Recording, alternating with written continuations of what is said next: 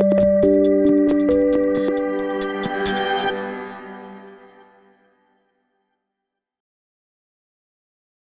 pass you over to you here, and we'll go into some questions afterwards. Thank you.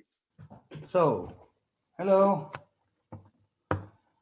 I'm Yair Etziony, and I would like to take you on a personal journey into the realm of DevOps. And I chose a Zen quote, which I think works for me for the last 8 years or so. So having no destination, I am never lost. And oh, this is me. So who am I? I'm head of operations, Polar Squad Germany, DevOps Lead, whatever. I have around 25 years experience as a quality assurance engineer, DevOps, something, we talk about it soon, system administrator. I worked mainly in the areas of hypervisors, Linux systems, networking, and such. I was in the Israeli army in a technological unit. Somehow I studied German history of thought and not engineering. I'm organizing of the Berlin DevOps group.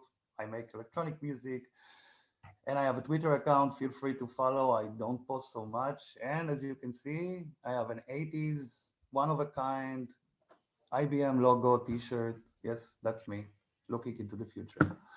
So I want to start with what is DevOps. And my definition of DevOps, and you don't have to agree with me, but that's the basis of this talk, is it's a loose set of practices, guidelines, and culture designed to break silos in IT development, operations, networking, and security.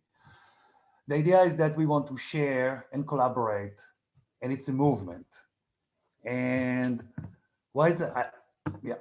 So, okay, so we asked that question already, but now we want to know what's the relationship between DevOps and sysadmins. So if you try to hire for sysadmins, you will hire for sysadmins. The question is, are they the people you want for your DevOps transformation?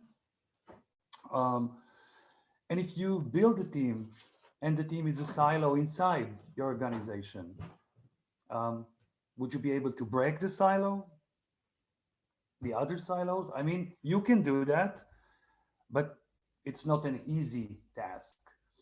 The third thing I think about is the symbol that is DevOps engineer is actually empty. Because if you think about it, what does actually DevOps engineer really doing? We don't know. I mean, I know what an SRE doing, but I don't know what DevOps engineer is doing because he needs to engineer culture.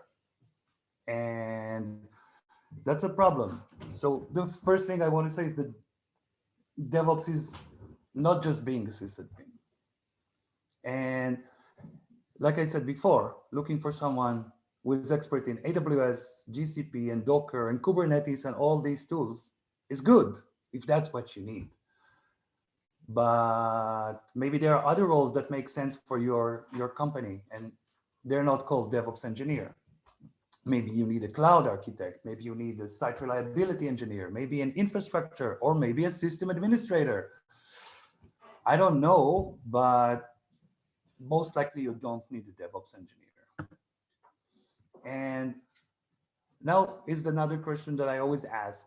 How can you engineer a culture, and how does a system administrator person even has tools to change culture? I mean, system administrators, they know a lot about Linux, most likely, maybe Windows, networking, but if we want to do a DevOps change, why do we hire system administrators? So another thing is, from my experience, if you have a DevOps team in your organization, there's a good chance that you don't do DevOps. What I mean is that sometimes in order to have a DevOps organization or someone who is in a transition into DevOps, I'm not sure you will ever become a DevOps organization or an organization who perform with the DevOps methodology. Maybe you don't want to see the DevOps as a role, all right? Maybe you want to see the DevOps not as a practice, but more as some sort of philosophy that guides the people. So what I'm worried about, and everything I say here is just my opinion, and it's also a bit to annoy, but what I'm saying, beware. If you have a lot of DevOps people in your company, ask yourself if they are really doing what you need. The second thing that is important from my experience is the organization needs to change. It's not just the tech. It needs to become everybody, like from salesperson to product to stakeholders to everybody. Like if you have an internal IT division, they need to understand that you're undergoing a change. Otherwise, you will not be able to actually do. And I want to add that most of the times when I worked, I was a sysadmin, but not a DevOps. The title was DevOps engineer, but the work I did had a vague relation to DevOps. So I want to, since my background is reading a lot of texts and trying to understand. So this is a job offering. This was offered to me. I changed it a bit. What in this job offer actually even as remotely connected to the definition of DevOps that we talked about? So we're talking here about someone who is system administrator again, or a cloud architect, maybe, not sure. This has nothing to do with DevOps, if you ask me. And here's another job offering that sounds more interesting. So this is from Netflix, and I want to go over it a little bit slower because it's Senior Resilience Engineering Advocate. So there's a person inside the organization that his role is to improve reliability by focusing on the people within the company. So we have someone who understands the technical side of things, but also understand the people side of things. So this is actually forward thinking. This looks like a really DevOps kind of a methodology role. And I really would like to also read this. Netflix as a socio-technical system is formed from interaction of people and software and undergoing change. So it's constantly undergoing change. And I think those two words, sentences are really important. The constant change and the socio-technical system. This is a way to start to see the DevOps change. So now I ask myself, what is not DevOps? Here's my answer. It's not Helm, it's not Terraform, it's not Kubernetes, definitely not Docker. But it doesn't mean you can't use them in your DevOps journey. They are good tools. They're even helping you to do some stuff when it comes to DevOps, just they're not the essence of what we try to achieve. So my plan, there was not a big plan with what I did. I just worked with intuition. I started as a network engineer, moved to Windows support, Unix support, did Unix systems, then QA engineer for hypervisor systems, and then DevOps. Moved from actual hardware to hypervisors, to container, to services. From networks, always stay networks, yeah. I mean, nothing special. And from technical now to almost non-technical. So when already I did a couple of projects at customers for Polar Squad, didn't write one line of code. Interesting. Something that I'd like to take with me to any place I go, or at least try, is critical thinking. Open eye for new trends, yet try to adopt them with a critical eye. Why? Certain trends might really fit the organization, but we want to ask ourselves two questions: how and why? Why we need a new trend? Like, why do we need to implement Kubernetes in our organization? Why? And the other question is how? Who's actually going to do it and how? If we don't have good answers for this, and Having cool technology is not a good answer for this. Don't do it. So actual key metrics for DevOps transformations are lead time. How much time does it take us from the idea of having a new feature until it arrives to the hands of our customer? This shows that we can deliver really fast. The deployment frequency, how often we deliver something of value to our customers is really important.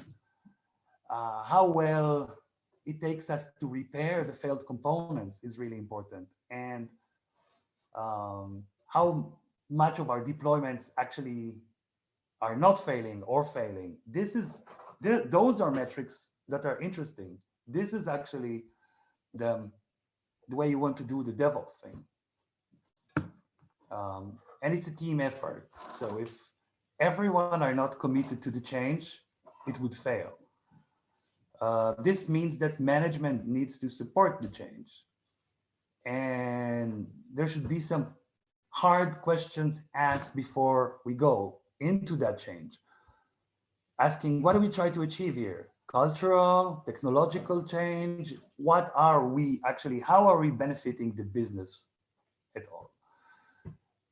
Another thing is that I see a lot is that when failure arrives, people just ditch everything and go away. No, failure is actually the best thing that can happen to you. You should embrace it and learn from your mistakes. This is actually the best lessons are always learned from failures. Feedback. It's super important. And without the feedback from customers, from teams, from everybody, you won't achieve what you want to achieve. But if you think about it, there's never this perfect utopia that will be the DevOps utopia. But the road there should be amazing. Try to do everything in small, simple iteration, easier to eat, easier to digest, small changes. And most important, tell it to all the engineers you work with. Not everything is measurable. Say it again, loud. Not everything is measurable. Why? I'm back to the original questions. What are we trying to achieve? Will be the question you should ask yourself all the time. And another thing is DevOps should be only a means for a better organization. It's not answer for everything. And now I give about some examples about the questions you want to ask. So for example, SRE, would that fit what we want to achieve? Am I Google? SRE is not just called site reliability engineering. It fits the Google state of mind where you have high traffic and you need to have a reliable, yet you depend on a lot of parts that are not reliable product. I'm not saying it's not a good thing to do SRE. It's just reading the book and trying to do that in your company will fail, most likely. Kubernetes, same, comes from Google. Does it fit my organization? Do I have microservices? Do I need such a beast? Do I have the capacity and the knowledge to maintain it? Because there's a big difference between running Kubernetes and running on a hello world pod there, but then actual maintenance is horrible, or not horrible, but not easy. It's knowledge, and you can make big mistakes, cost your company a lot of money. Microservices, would it fit my needs? Like if you have 3 people and you're going to microservices, not gonna work for you. And last question is it future-proof? How will the decision I make now influence the future of the company? For example, Lyft. I won't go deep into details here, but look at the numbers and look at the underlying important part. The reliance on AWS brings potential risk for Lyft. Apparently, Lyft is paying so much money to AWS that it's a risk for them. So yes, you would say, I only do a small infrastructure. Yes, if you, maybe the people at Lyft also said it at the beginning, then it grew. You need to think about what you want to achieve and why. And yes, I'm an old man and I yell at the cloud.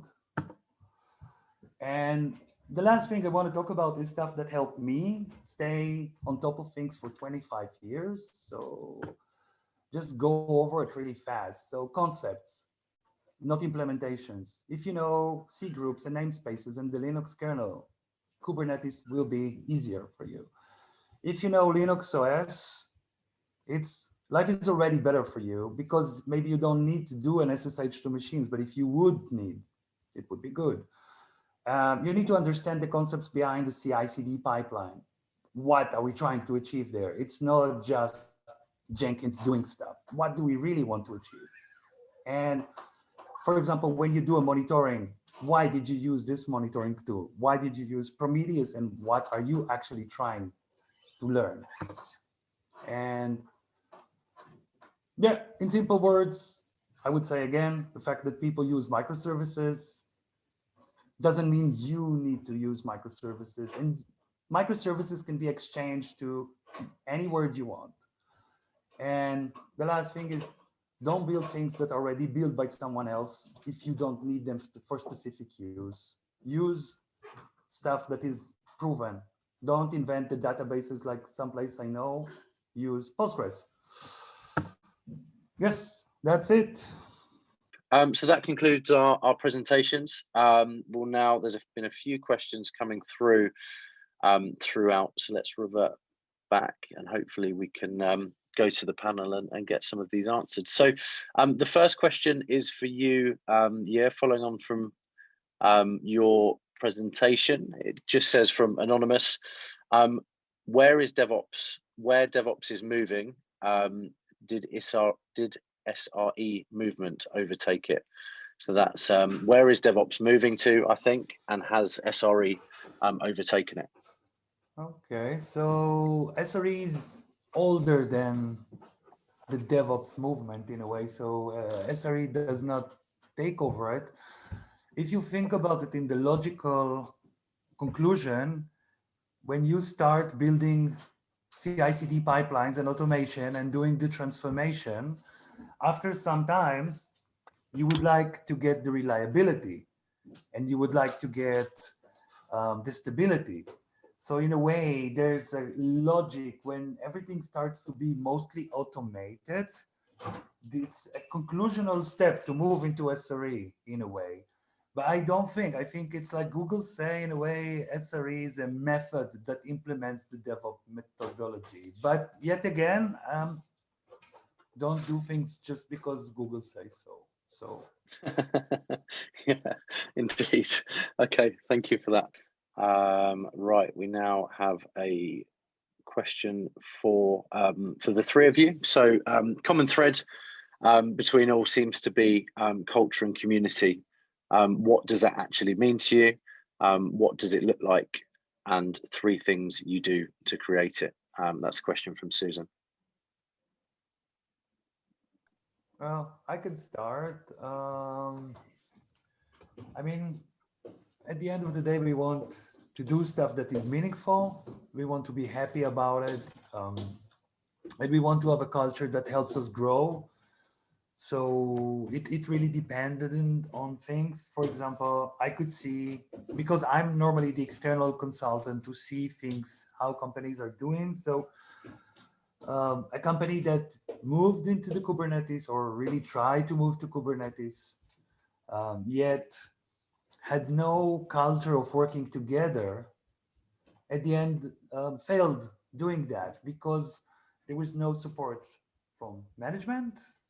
And there was again this situation where 1.5 person had all the responsibility and they were lacking in other places. So at the end, it crushed from the lack of support and from the lack of shared interest by people. Because it cannot be that one person is running everywhere and the other person just watched YouTube movies all the time. I could see that. So this obvious that there was no idea in the company about how to share the responsibilities. So how can you do that? Maybe start by hiring people that would fit the culture of change. Like the difference between the job description of Netflix and the one that I didn't disclose the name of. So that's difference. They understand that the change is cultural and they want to change the culture while not forgetting that they are a technological company. It's not just about talking about change. It's someone that has enough experience and communication skills and will take lead on that. So this would be a first thing I would do, like hire the right people, not hire a sysadmin to do a cultural change, but hire someone who wants to do the cultural change.